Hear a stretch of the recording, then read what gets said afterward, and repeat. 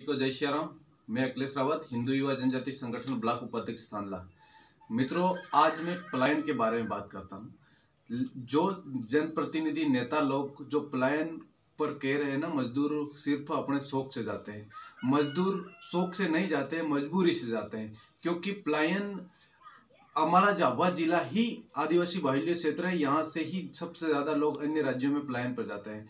यहाँ के इनका जिम्मेदार सिर्फ यहाँ का नेता और जनप्रतिनिधि है, क्योंकि नेता और जनप्रतिनिधि ने कभी ध्यान ही नहीं दिया। ऐसी कई सरकारें आई और कई सरकारें गई, बड़े बड़े स्टेशन पर भाषण दे देंगे कि हम पलायन रोक देंगे, हम वो रोक देंगे, वो रोक देंगे, सब रोक देंगे, लेकिन ऐसा कुछ नहीं होता। सिर्फ अपने पेट और अपनी जेबें भरी जाती है। हमारे जनजाति सब आदिवासी समाज के नाम पर कभी किसी नेता और जनप्रतिनिधि को कभी इसके लिए कोई आगे नहीं आते और ना ही उनका कोई मंथन निकालकर कोई तोड़ निकालते हैं।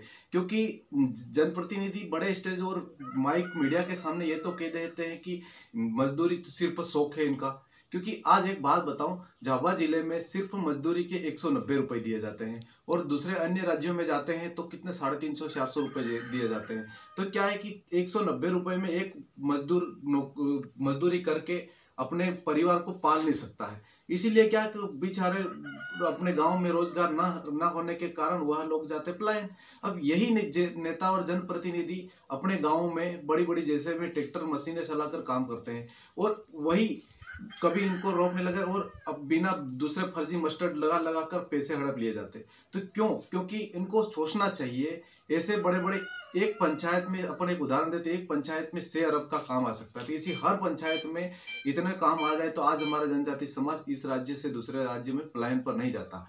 क्योंकि यूं ये समझे कि सरकार कहती है कि हम पलायन रोक देंगे, क्योंकि सरकार पलायन रोकती नहीं है, खाली सिर्फ बात कर देती है और बात करके चली जाती है।